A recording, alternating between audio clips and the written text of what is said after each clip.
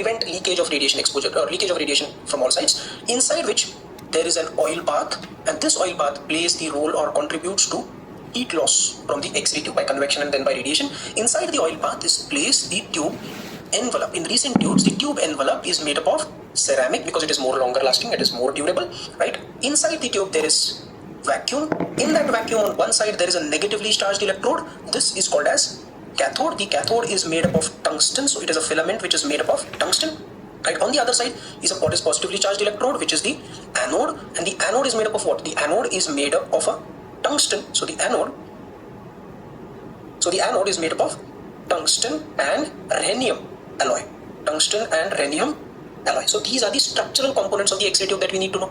Now let us look at how this X-ray tube actually functions. So let us have a look at this video now here. Now let's see how this actually works. Now pay careful attention here.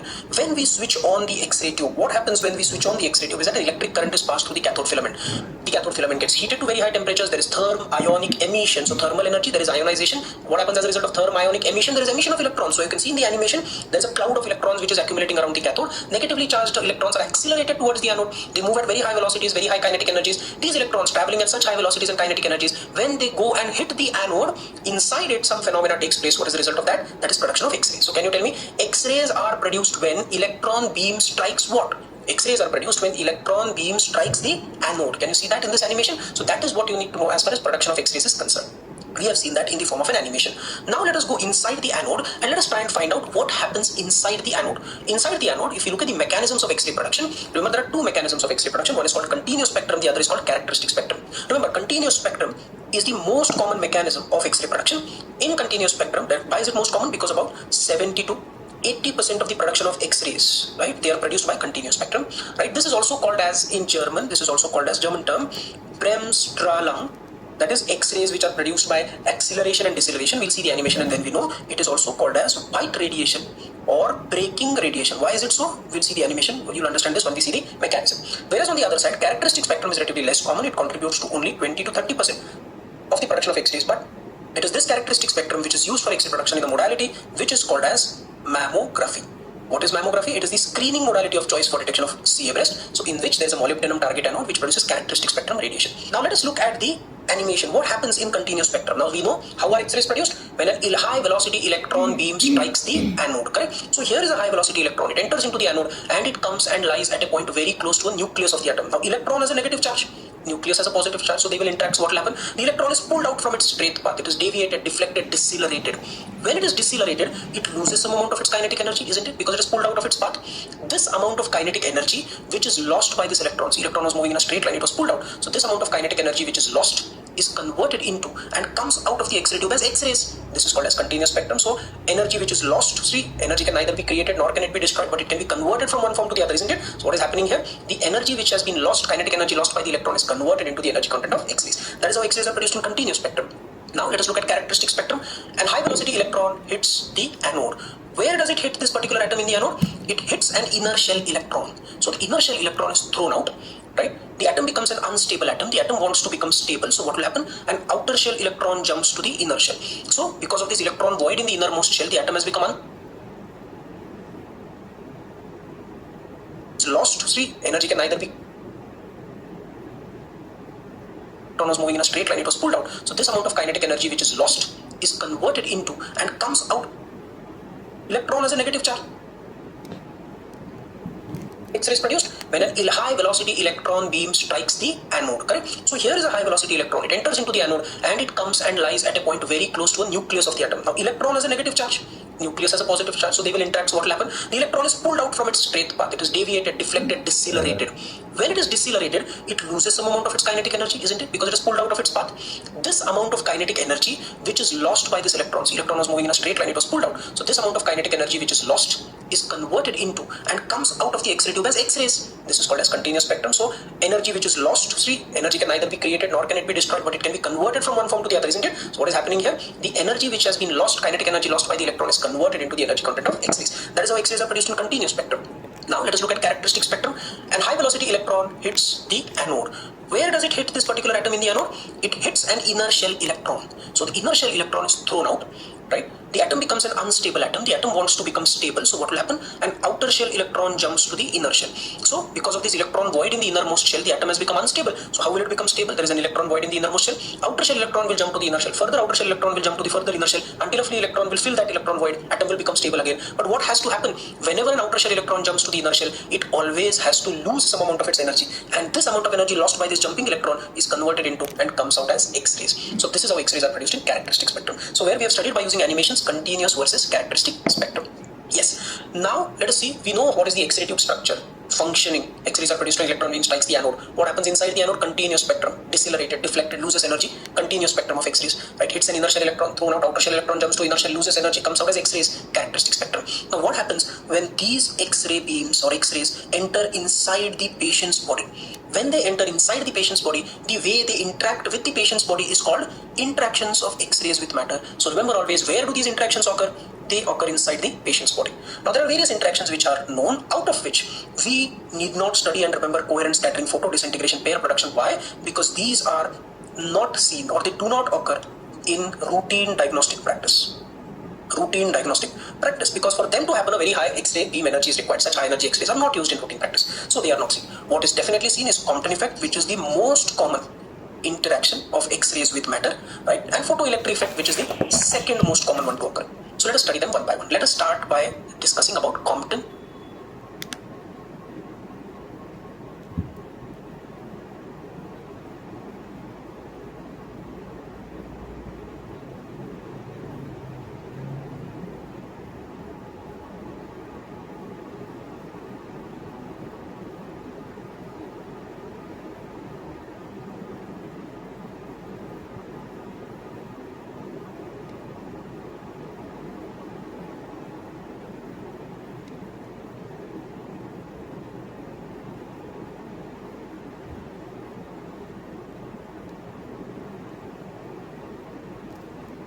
Is the most common interaction of X-rays with matter, right? And photoelectric effect, which is the second most common one to occur.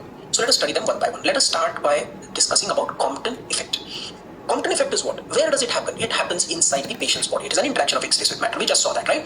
So let us start with Compton effect. Let us see what happens. An X-ray beam comes and hits an outer shell electron. So it is interaction between X-ray beam and outer shell electron. Outer shell electron is loosely bound, right? So it is thrown out very easily.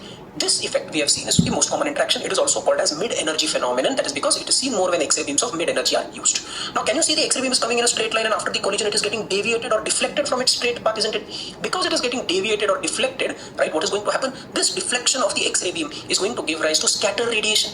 Because of this deflection or scatter radiation, there is going to be image distortion, and therefore we want less Compton effect as far as possible. Because what is it going to give rise to? Scatter radiation and image distortion. So we as radiologists, we always try to minimize the Compton effect.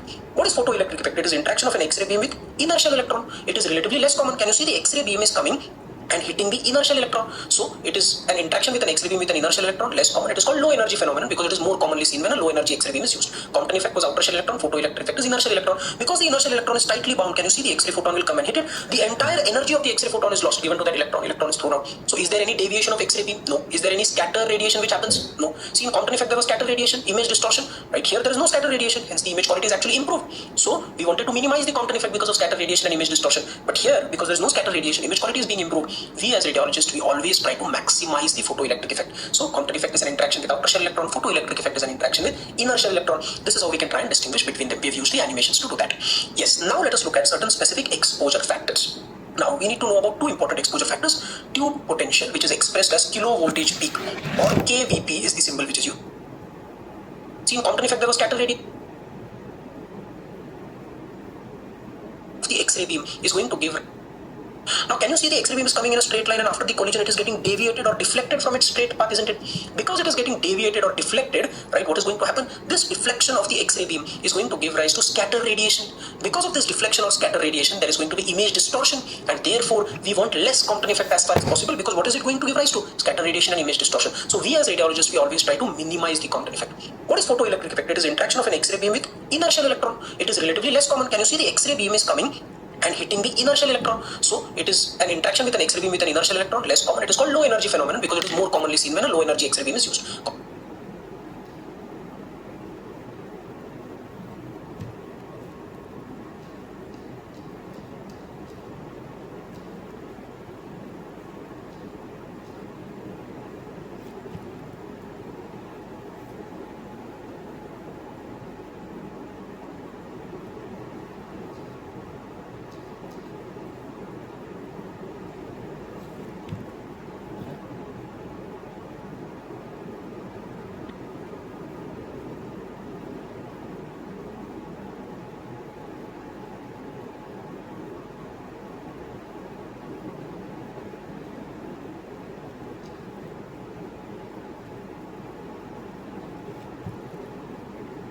Compton effect was outer scatter radiation which happens. No. See, in Compton effect there was scatter radiation, image distortion. Right here there is no scatter radiation, hence the image quality is actually improved. So we wanted to minimize the Compton effect because of scatter radiation and image distortion. But here, because there is no scatter radiation, image quality is being improved. We as radiologists, we always try to maximize the photoelectric effect. So Compton effect is an interaction with outer shell electron. Photoelectric effect is an interaction with inner shell electron. This is how we can try and distinguish between them. We've used the animations to do that. Yes. Now let us look at certain specific exposure factors. Now we need to know about two important exposure factors. Tube potential, which is expressed as kilovoltage peak, or kVp is the symbol which is used, and tube current, which is expressed as milliampere second, so MAS. Now what properties do they govern? Tube potential, the first property that it affects is the penetration of the X-ray beam. So in fact the tube potential, remember, now how is penetration affected by tube potential? Remember, penetration of the X-ray beam is directly related to the tube potential, or rather kVp, which means that if the beam has a low kVp, it will have a low penetration. If it has a high kVp, it will have a high penetration. Yes, low kVp, low penetration, high kVp, high penetration, which means penetration is directly proportional to kVp or the tube potential. Next, it also determines the image contrast. How does it determine the image contrast? The image contrast, remember, is inversely related to kVp, which means that if I use a low kVp, I will get a high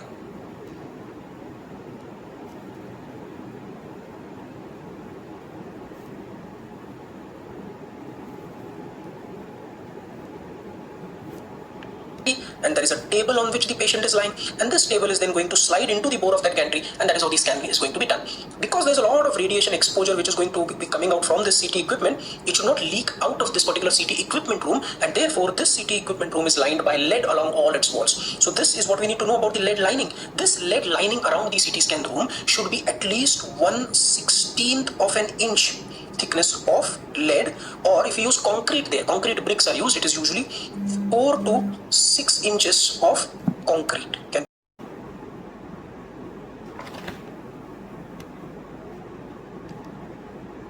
Cross-sectional data, that is the modality called tomography. When you use a positron emitting radionuclide, it is called positron emission tomography. Now it looks like a bulkier version of a CT machine where there is a gantry, there is a table, patient lying on the table, and the table slides in.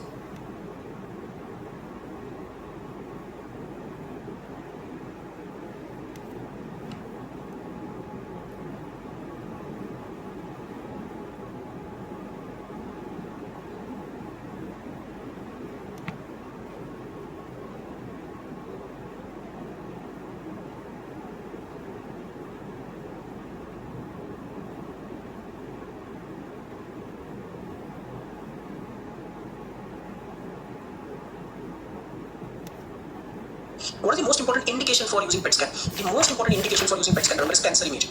So anything and everything related to cancer, from primary diagnosis, staging or detection of metastasis, response to treatment, recurrence detection, all these things, right? PET scan is done. So what is the most commonly used radioisotope in PET scan? It is 18-fluorodeoxyglucose. Why? If this is glucose, one hydroxyl group of glucose is replaced by 18-fluorine, that is called fluorodeoxyglucose. Why so? See, a normal cell has low glucose requirement, few group transporters. Cancer cell, multiple group transporters. So where will all the glucose or FDG go? If you use fluorodeoxyglucose,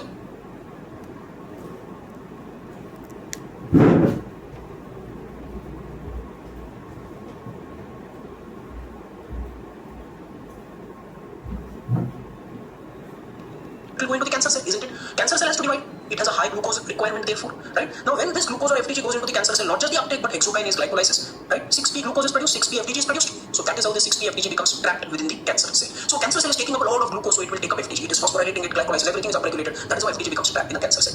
What is Warburg effect? Glucose metabolism revision. If oxygen is present from 1 glucose, you get 36 ATPs. If oxygen is absent, only glycolysis 2 ATPs, correct? But what happens in a cancer cell? See, in a cancer cell, we know that glucose is going to be taken up very rapidly inside a cancer cell. So is how the 6p FDG becomes trapped within the cancer cell. So cancer cell is taking up a lot of glucose, so it will take up FDG. It is phosphorylating it, glycolysis, everything is upregulated. That is how FDG becomes trapped in a cancer cell. What is Warburg effect? Glucose metabolism revision. If oxygen is present from 1 glucose, you get 36 ATPs. If oxygen is absent, only glycolysis 2 ATPs, correct? But what happens in a cancer cell? See, in a cancer cell, we know that glucose is going to be taken up very rapidly inside a cancer cell. So if oxygen is present, see what happens now. In normal case, oxygen is present, you will get glycolysis, Krebs cycle, 36 ATPs, correct? Oxygen is absent, you will get only 2 ATPs because there is only glycolysis. In a cancer cell, when oxygen is present, you will get glycolysis, pyruvate. So what is the next step? See, oxygen is present. So next step should be Krebs cycle, right? And oxidative phosphorylation, isn't it? But in a cancer cell, right, surprisingly, even when oxygen is present, this cannot happen. Why? Because in a cancer cell, TCA cycle, Krebs cycle, and oxidative phosphorylation is blocked or inactivated. This is called Warburg effect. So what happens? Pyruvate will be converted into lactate, excessive lactate, isn't it? And how many ATPs will be produced? Only 2 ATPs will be produced. Cancer cell needs more ATP to divide, so it is taking up more.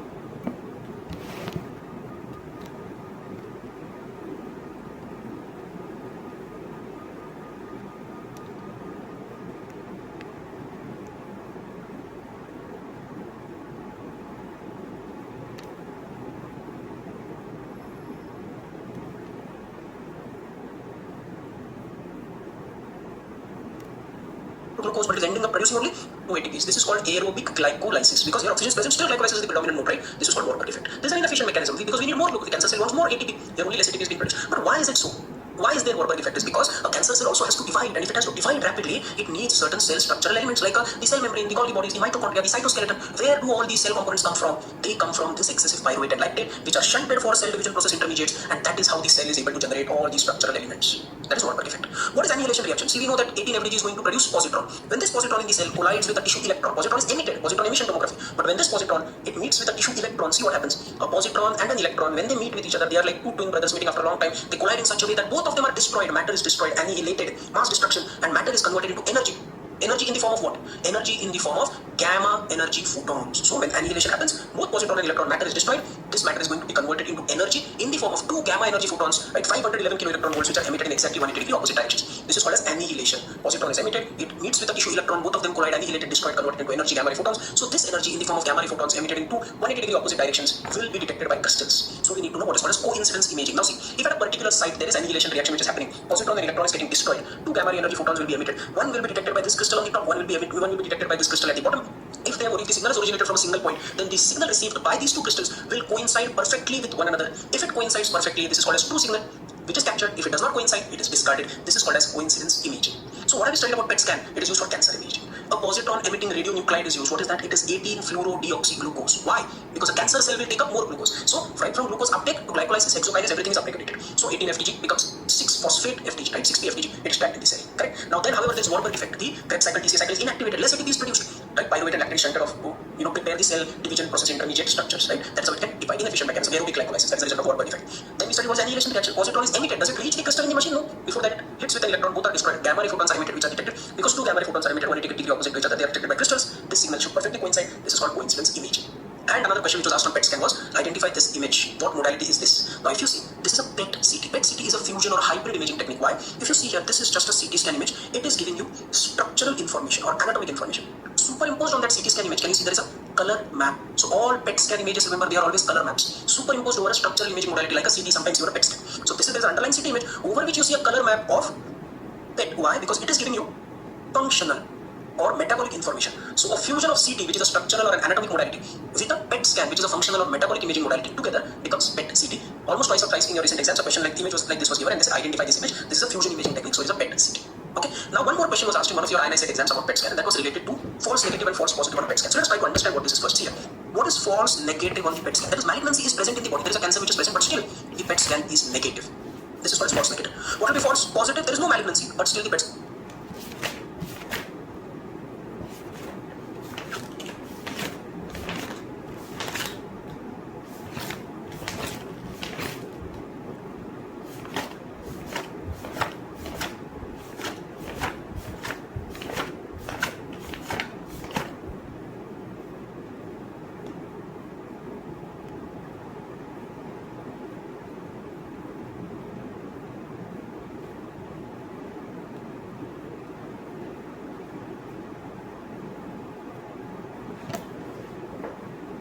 Is positive. The PET scan result is false. Why is it so? Now, suppose there is a malignancy present in the body, but still PET scan is not able to pick it up. Why? One, because the tumor size is very small. So if the tumor size is less than 1 centimeter, right, though there will be glucose uptake with it, though there will be positron emission, though there will be gamma energy photons coming out, the size is so small that the machine will not be able to pick it up. It will be missed. Yes, another important reason why, and this was the answer in that particular question, is low-grade malignancies. Now see, we have assumed that a malignant cell has to divide rapidly, so its glucose metabolism has to be high, so it should take up more FDG, more emission of positrons, more annihilation reaction, more gamma is coming out. That is our assumption. But in certain cases, this assumption is wrong. Those cases are those of low-grade malignancies where the tumor cells are not dividing rapidly, so their glucose metabolism is not high, so FDG is not selectively concentrated or taken up in these cells, and hence in low-grade malignancies, PET is unable to detect these. Correct? Most typical example of a low-grade malignancy is a typical carcinoid tumor. Typical carcinoid tumor is a typical low-grade malignancy. So a few other examples of low-grade malignancies are bronchoalveolar carcinoma of the lung, or metastasis from a primary mucinous tumor, or say tumor after chemotherapy, so post-chemotherapy tumor where the metabolism has been suppressed, right? And that is when glucose will not go with PET, will not be able to detect it. Another mechanism where false negative can occur is a competitive antagonism due to hyperglycemia. So 18-FDG, fluorodeoxyglucose is what? After all, it is glucose. So if there is excess of glucose in the bloodstream, this glucose of FDG and this glucose in the bloodstream is going to compete with one another to go inside a cell, and therefore enough FDG may not be able to enter, so PET scan will be unable to detect it. So hyperglycemia is like competitive antagonism. Alright, so this is about false negative. What about false positive? So PET scan is positive. It is showing high glucose uptake, right? But, right, there is no cancer. So some I, such as infections, inflammations, granulomatous conditions such as cellulitis, right, abscesses, infection, inflammation. So in such conditions, what will happen is that because the inflammation, the metabolism is high, glucose is going to get concentrated. PET scan, you'll see a hot spot, but there's no cancer there, there's just infection, inflammation, or some granulomatous conditions there. So these are important concepts I want you to know where PET scan can be false negative or false positive. All right. Now, recently, there was a question which was asked on a specific application of PET scan. And this is a very recently approved isotope, new isotope, other than 18-fluorodeoxyglucose for using PET scan, and that is gallium-68 prostate specific membrane antigen. Prostate specific membrane antigen. So naturally, it is used for what? It is used for CA prostate. So this was the answer to that question. So maybe now, what I anticipate in your upcoming exams, you will definitely be asked about few of these newer isotopes. So let's study few of them. Carbon-11 choline. So carbon-11 choline is used specifically for staging of prostate cancer. Staging of CA prostate, specifically to look for metastasis or nodal metastasis within the lungs, brain, GIT or the genitourinary tract. So staging. So this time they have asked PSMA, next time they ask you which of the following newer isotopes is used for staging of prostate cancer. It is carbon-11 choline. Remember, fluorine-18 isotopes such as fluorbetabel, lutemetamol or fluorbetabir. These are used for detection of amyloid deposits. Amyloid deposition in the brain. So this could be potentially asked. Yes, so cobalt-64 dotatate. Now whenever you come across this term dotatate, and we're going to discuss that, remember the application is neuroendocrine tumor. So this is used for somatostatin receptor positive neuroendocrine tumors. And nitrogen-13 ammonia or rubidium-82 PET scan is used for detection of myocardial perfusion. We are going to study in the next few minutes that traditionally for myocardial perfusion, helium was used or is still used, but what has been approved recently is nitrogen-13 ammonia or rubidium-82 PET scan. So very important slide for you. Recent advancement. It is like newer drugs approved that is studying pharmacology. This is the radiology counterpart of that. Okay. Now let us start with the most commonly used isotope in nuclear medicine or in nuclear science is technetium-99. So we are going to try and know everything about technetium. It is a technetium. The word means artificial. What is the meaning of technetium? It is artificial. So it is derived from, synthesized from molybdenum-99. This was a question which was asked. It will be asked again. Molybdenum-99. Then we get technetium-99. And what is M? M is very important. Metastable isomer. This is what we use. We don't use this technetium which is a regular isotope. We use the metastable isotope. Why? Because this metastable isomer has a half-life of 6 hours, which is a very optimal half-life. Ideal. When you inject it in the body, it will stay in the body detectable for 6 hours. So good enough time to make a diagnosis, correct? Then it disintegrates to technetium-99, regular isotope, which has a half-life of 2 lakh years. But it is a beta emitter. So electrons are emitted, so that causes very low exposure, radiation exposure to the body. Very low radiation exposure to the body, and therefore it is not a reason to worry about the radiation exposure. But ultimately, when you try to synthesize technetium, right, when you inject it in the body, it disintegrates to technetium, ultimately it disintegrates to ruthenium-99, and this is the final byproduct. So they have asked you, molybdenum synthesized from, ultimately it disintegrates into ruthenium. That is something that they could ask you next time. Now, why is technetium the most common one to be used? Is because concept. Now see, this technetium is a very sticky atom. Which means what? We can take this technetium and we can tag it to any other atom, molecule, cell or particle in this world. I'll give you an example. Now see how versatile it can be, this application can be. Suppose I take routine iodine atom and I tag it with technetium-99M. Now this technetium emits what? It is a gamma emitter. It emits gamma rays. So it is advantageous for me because I can detect these gamma rays by using gamma cameras. But look at this combination of technetium, right? I have tagged iodine with it. So what do I have effectively? I have radioactive iodine. I can use it for what organ imaging in the body? Can you tell me? I can use it for thyroid imaging, right? Now see how beautiful this is. Technetium can be tagged to any other atom, molecule, cell or particle in the body. So what does it mean? Suppose I extract the patient's blood, I separate out the patient's RBCs and I tag them with technetium. So when I tag them with technetium, is there any site of bleeding anywhere in the body? I can inject these radioactive RBCs in the body. I'll be able to detect the bleeding, isn't it? Now see how beautiful the concept is. Suppose I extract the patient's WBCs and only separate out the neutrophils and I tag them with technetium. See how beautiful the concept is. Technetium labeled neutrophils, if I inject them into the body, any hidden focus of infection or inflammation, I will be able to detect. Right? Pyrexia of unknown origin, some focus of infection. Technetium labeled radioactive neutrophils, they'll get concentrated there. So this technetium being a sticky atom means that it can be tagged to any other atom, molecule, cell or particle, and hence it is the most common one to be used. So in the next list of various radionuclides that we are going to discuss, you'll find that one of the most common mention you'll find is that something is used, it is tagged with technetium. That is what makes technetium the most common one used in nuclear medicine. Did you get the concept? See how beautiful it is. Now let us go to the application part. Suppose a patient comes to you with pyrexia of unknown origin. Patient is having fever.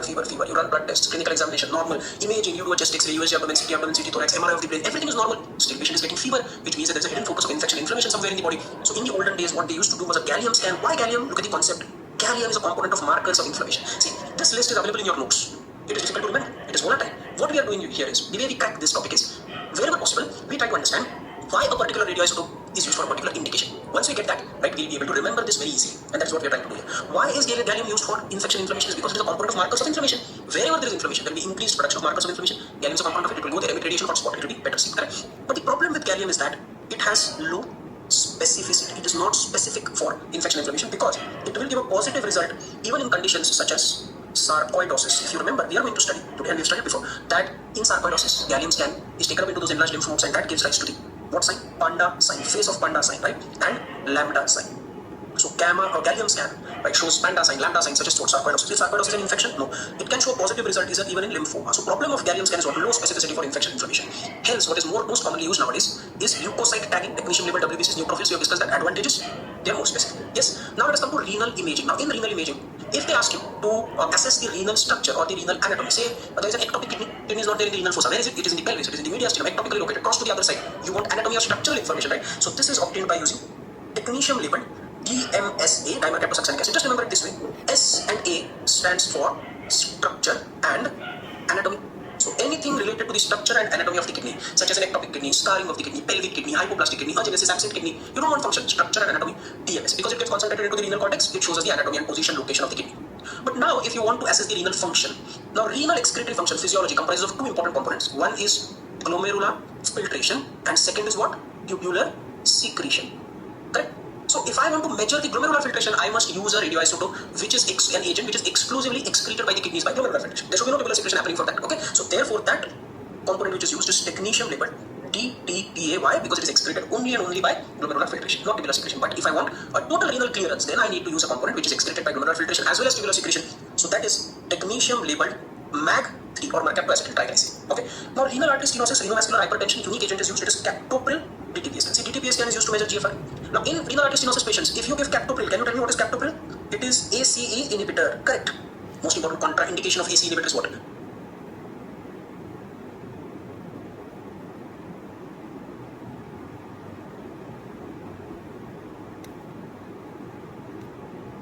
It is bilateral renal artery stenosis. Why? Because if you give captopril in a renal artery stenosis patient, what will happen? The glomerular filtration will drop significantly. Patient may further go into renal failure. Correct? So therefore, can you tell me what agent is used to measure GFR? DTPA. So what do? We do a step 1. See, baseline DTPA scan. This will give me the baseline GFR. Let us call it as GFR 1.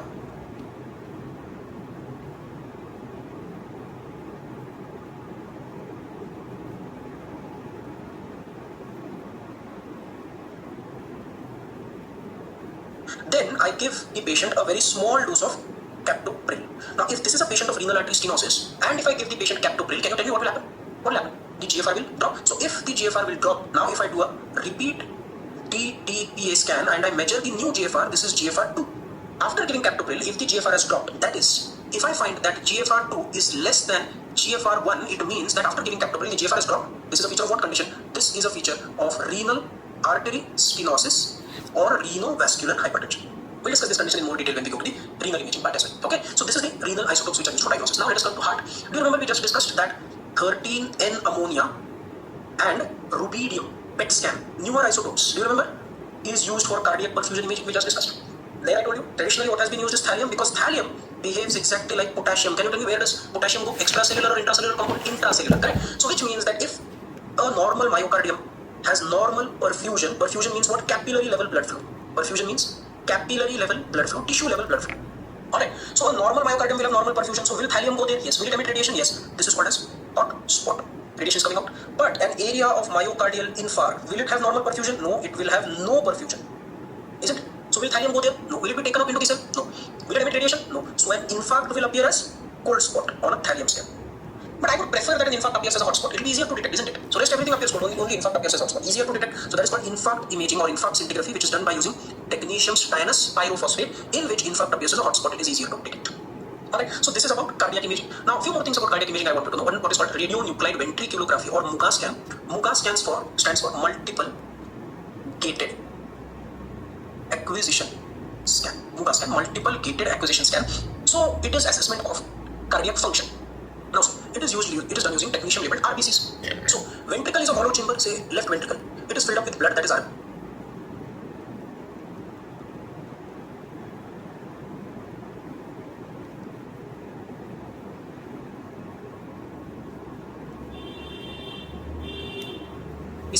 So can I measure the ventricular volume using radioactive RBC? Yes. So what do I measure? I measure the end diastolic volume. I measure the end systolic volume. I subtract. End diastolic minus end systolic volume gives me what? It gives me stroke volume.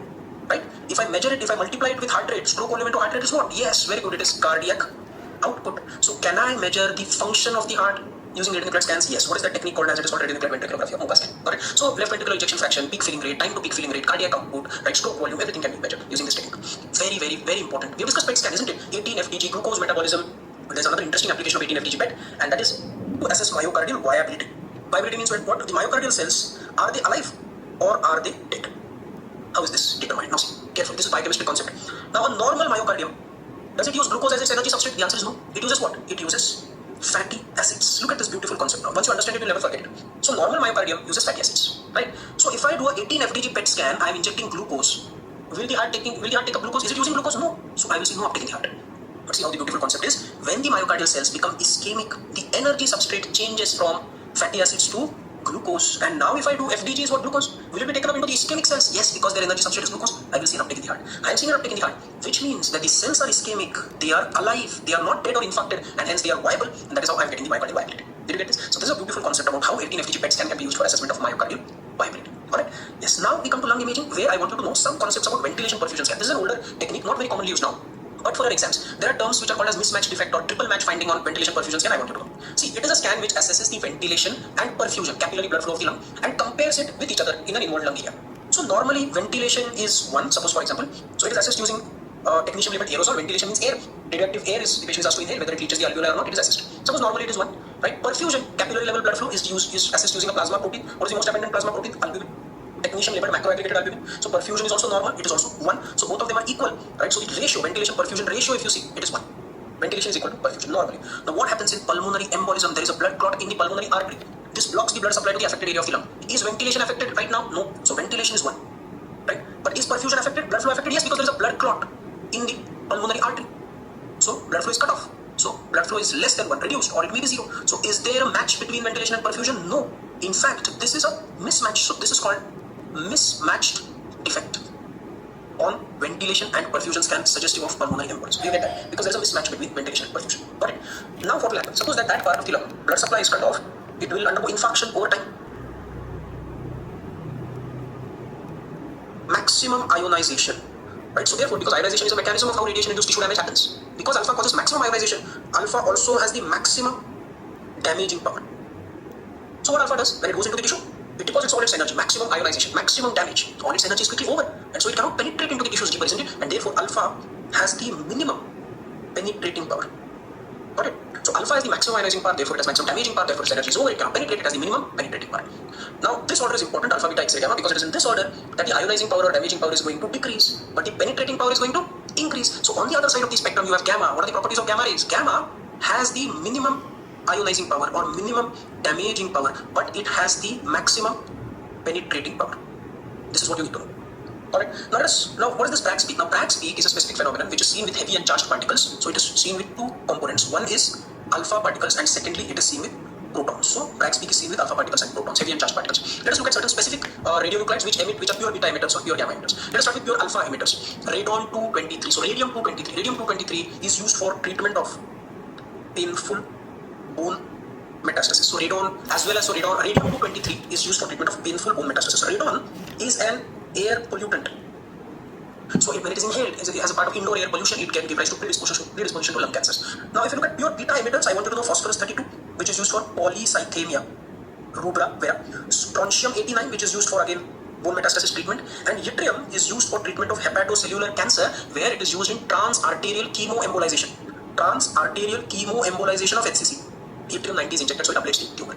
Pure gamma ray emitters, technetium we know is used for diagnostic purposes, emits gamma rays, and cobalt-60 is used in teletherapy.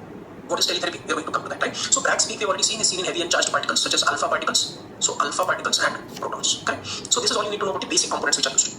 Now while I'm recording this video here and you are sitting in your comfortable room or your library and you're looking at this video, remember both me and you, both of us are being exposed to some radiation right now at this moment, and this radiation is coming from outer space mainly. This is natural radiation exposure. There could be radioisotopes that could be present in the ground below us, below your room, below your library, right? And we are being exposed to that. So suppose a farmer is growing vegetables in his farm and the soil in that farm is contaminated with radioactive elements, so they'll get incorporated into the plants which we eat as vegetables, right? And we are being exposed. These are all natural sources of radiation exposure. Exposure coming from outer space is called cosmic rays. So background radiation is this radiation exposure which is occurring constantly from natural sources. In India, background radiation exposure that is happening constantly from natural sources is maximum in the state of Kerala. Remember, maximum in the state of Kerala. Whereas all the X-ray units, CT scan machines, PET scanners, radiotherapy units, which is going to give exposure to the body, these are artificial sources. Okay. Now let us see. We are discussing use of radiation for treatment of cancers. But how does radiation actually act? When does a cell die? Tell me. A cell dies when it is damaged to a certain extent that damage cannot be repaired. It is mainly genetic damage which cannot be repaired, so the cell has to die. So either radiation can act directly on the genetic material within the nucleus, that is called direct mechanism, or it could act indirectly through an intermediary, that is called indirect mechanism. What is more common? Indirect mechanism is more common. So let us study that. See, when radiation beam acts first on water, which is present within the cytoplasm, right? It is called indirect mechanism. Intermediary is water. Water is what? H2. So it removes one hydrogen as a result of radiation exposure. One hydrogen is removed. What remains? Hydroxide, free radical, unstable. Converts another adjacent molecule to another free radical. That is called superoxide free radical. Causes genetic damage. Cell has to die. Alright. Now this is called indirect mechanism. This is more common. But what will happen if this radiation directly acts on the genetic material? Right? That's called direct mechanism. We know vaccine and brick model of DNA, double helical complementary strands. If one strand breaks, the other reference strand is available. It can be repaired, isn't it? But if both these strands break, double-stranded DNA breaks, cannot be repaired, so the cell has to die. This is called direct mechanism. So let's revise. What is the first step of radiation-induced tissue damage? Because indirect mechanism is the more common one, and the first step is what? Removal of one hydrogen from water, producing free radicals. So that is ionization. First step of radiation-induced tissue damage is ionization. What is the actual mechanism of cell death? It is this double-stranded DNA breaks. Do you get that? Both of these are potential questions. So first step is ionization. Second step is double-stranded DNA breaks or genetic damage. Potential questions you could be asked. Yes. Now, question was asked recently on one of concept of radiotherapy, which is fractionated radiotherapy. I'll give an example, very easy to understand there. See, you have an infection, you're prescribed an antibiotic. So you buy a strip of antibiotic, there are 10 tablets. Do you go home and eat all the 10 tablets together at one time? No. Why? What will happen if you eat those 10 tablets together? Can you tell me? What will happen? You'll have toxicity. Your body will not be able to manage so much of drug into the body. Same thing, if we decide that the total dose to be administered for a tumor is 100 units, can I administer it in one session? The answer is no. What will happen? Toxicity. Adverse effects on the body. So what do we do? Instead of giving it in one session entirely, what do? You take that antibiotic tablet twice a day, divide it into fractions, isn't it? So when you divide that total dose of radiation into 10 fractions of 10 units each and then give it to the patient, what is this called as? Fractionated radiotherapy. As simple as that. Question which was asked was on the various types of fractionated radiotherapy. So they said a patient is being given radiation for 5 days in a week, 1 fraction per day, for 5 days a week, followed by a 2-day window period or a holiday period. This is called as what? This is called conventional fractionation, which is the most common fractionation strategy which is used. So 1 fraction per day from Monday to Friday with a weekend holiday for the body to recover. Okay. But if there is an aggressive tumor in that holiday period of 2 days, the tumor can also recover, isn't it? So therefore, for aggressive tumors, we need to use an aggressive strategy. This is called hyperfractionation. More than 1 fraction is administered per day. Used for aggressive tumors such as high-grade cerebral gliomas, small cell lung cancer, head neck face cancer. Did you get the concept? Yes. Now see, in palliative treatment, when the cancer has metastasized to the brain, bone, right, liver, you cannot cure this patient. Rather, now the aim of treatment changes from cure to maintaining the quality of life is what is important now. Whatever life the patient has left, you maintain the quality of life. So you deliberately give a lower dose of radiation. Why? Because you don't want to cure it, you want to maintain the quality of life. Yeah. This is called hypofractionation. So what is the strategy used? Less than 5 fractions are administered per week. It is most importantly used in palliative treatment, also used for melanomas or soft tissue sarcomas. Okay, so question was asked on conventional fractionation. We have also discussed extended applications, hyper and hypofractionation and their indications. Right? Another question was asked recently. There are various phases of the cell cycle. They will ask you, in which phase of the cell cycle is the cell most sensitive to radiation? Now remember, we have discussed the law of radiobiology. Whatever organ or tissue has the maximum undifferentiated cells, do you remember? Or cells in active mitosis. What phase is mitosis phase? M phase. That tissue will be most radiosensitive. Is it the same concept? So if they ask you, maximum sensitivity will be at here. First option you should try is G2M junction. If this is not there in the option, then you should choose M phase, law of radiobiology. But if the examiner asks you what phase of the cell cycle the cell has minimum radiosensitivity, then it is the S phase. Synthesis phase, all the synthetic enzymes are active. Whatever damage happens, it can be quickly repaired. So that's called synthetic phase. Synthesis phase, minimum radiosensitivity. Maximum G2M junction, right? Got it? Yes. Now we come to radiosensitivity of tumors. Another question which was asked. So most radio-resistant tumors, remember. Radio-resistant tumors, remember what are those? Melanoma, osteosarcoma, pancreatic C. Melanoma, osteosarcoma, pancreatic C, most radio-resistant tumors. Most radio-sensitive tumors, nobody will ask you intermediate risk, don't remember, spare a few MB of your memory space in the brain, okay? Most radio-sensitive tumors, remember the acronym WILMS, Ewing's, lymphoma, multiple myeloma, seminoma. So most radio-resistant, let us revise once more. Melanoma, osteosarcoma, pancreatic C. Most radio-sensitive, WILMS, Ewing's, lymphoma, multiple myeloma, seminoma, okay? Yes, now, they could ask you another factual question about fractionated radiotherapy, which was asked recently. What are the 5 R's of fractionated radiotherapy? One is radiosensitivity. This is a baseline characteristic or a baseline property. If a tumor is radiosensitive, you can use radiotherapy. If it is radioresistant, like melanoma, osteosarcoma, pancreatic C, radiotherapy is usually not the first choice of treatment modality. The tumor cells can be repaired or repopulated, so this can decrease your response to treatment, whereas the tumor cells, if they reoxygenate or there is reassortment of cell cycle phases, the response usually improves. So radiosensitivity, repair, repopulation, reoxygenation and reassortment are the 5 R's of fractionated radiotherapy. Okay. Now based on how the radiation is administered to the tissues, right, there could be types of radiotherapy. First type we are going to discuss is called teletherapy. This is the most common type of radiotherapy which is used on external beam radiotherapy. Tele means distance. So radiation source is placed at a distance from the patient's body Right? Where is it placed? It is placed in the machine. A beam comes out. The part of the patient's body which is to be irradiated is held in the part of the beam. This is called as teletherapy, external beam radiotherapy. Two important machines are used. Equipments are used. We must know cobalt-60 was conventionally the most common one to be used. Cobalt-60 is the most common isotope which is used. Remember, it has a half-life of 5.2 years. Right? The natural form of cobalt, this cobalt which is used is artificial. The natural form of cobalt is cobalt-59, which is a stable atom. It is non-radioactive. Okay, now it is kept in a lead box, right? It emits radiation, patient is irradiated, right? But suppose I have to increase the dose, decrease the dose, I have to add more cobalt. At the end of the day, remove that cobalt, put it in storage. Next day, right before the first patient, again remove the stored cobalt, put it in the machine. A lot of handling is involved, very inefficient machine. So what is used nowadays, and this was asked as a question recently, is called linear accelerator, called as Linacs. What are these? These are nothing but modified. These are nothing but modified heavy duty X-ray tubes. This is nothing but an X-ray tube. How are X-rays produced in an X-ray tube? When a high velocity stream of electron hits an anode target, isn't it? So when the electrons are accelerated to very, very large degrees, electrons are accelerated towards the anode, they go and hit the target anode. What is going to happen? X-rays are produced. This was the question asked recently in one of your exams. What is the output of Linacs? The output of Linacs is high energy X-rays and some electrons, right? But main output is high energy X-rays. There is no radioisotope which is used in linear accelerators. It is just an X-ray tube, so it is more commonly being used now. Right? Now see, when a radiation beam comes from outside, if this is the tumor in the lungs, the normal body tissues that lie in front of the tumor and behind the tumor are always going to be exposed. Can we prevent that? Yes. That advancement of technique is called brachytherapy. What is brachytherapy? Brachytherapy is when the radiation source is on the body or inside the body. Right? So if the tumor source is placed within the tumor tissue, it is called interstitial brachytherapy. Example is see a prostate. See, in the prostate, if there is a cancer, we place some empty metal shells under transrectal ultrasound. Empty metal shells are placed. Then we move away. A remote comes into picture. A remote device is called as a robotic device called as remote after loading, which was asked as a question. Right? What does it do? It uses these empty metal shells as landmarks, goes in, fills each one of these with a radioactive element, so that radiation is being emitted from within the organ. The penetrating power of these radiation is of a few millimeters, so the tumor is exposed. Surrounding normal body tissues are not exposed. So radiation beads, right, are implanted into the empty shells in an automated manner by remote after loading. Prostate cancer is irradiated from within. Where is the radioisotope? It is within the tumor, so it is called interstitial brachytherapy. When the radiation source is in a naturally occurring cavity within the body, it is called intracavitary brachytherapy. Example is treatment of CA, cervix, where we place a radiating emitting device within the cervical canal, surrounding which there is a tumor, so the tumor is going to be irradiated from within. This is called intracavitary brachytherapy. When the radiation source is kept on the surface of the body, this is called as mold brachytherapy, where a cap of a radioactive element is worn by the patient at the tip of the finger. That is where the cancer is. It will be irradiated. Alright. Now, can we inject a radioisotope intravenously? Yes, it is called as systemic radiotherapy, where iodine-131 is used. We have discussed this for treatment of papillary thyroid cancer. Similarly, phosphorus-32 we have discussed is used for treatment of polycythemia rubra vera, and strontium samarium is used for treatment of bone metastasis. It is used for treatment of bone metastasis, intravenously injected. Now, we are going to study some advancements of radiotherapy, some advanced special applications. First one is intraoperative radiotherapy. Remember this term? Stationary mega voltage electron beam. So, stationary mega voltage electron beam is used in intraoperative radiotherapy. Example we are discussing is CA pancreas. Pancreas, if you remember, is radioresistant melanoma osteosarcoma pancreatic CA. So the surgeon goes in, retracts the peritoneum bowel loops, exposes the pancreas, removes the tumor. Now the pancreatic tumor bed is being exposed. We use a stationary mega voltage electron beam to irradiate the tumor bed, right, by an electron beam. This is called intraoperative radiotherapy. Alright. Now a specific application used for brain tumors is called as stereotactic radiotherapy. So what is stereotactic radiotherapy? Is when you split that dose. So that is like a fractionated radiotherapy. But when you don't fraction,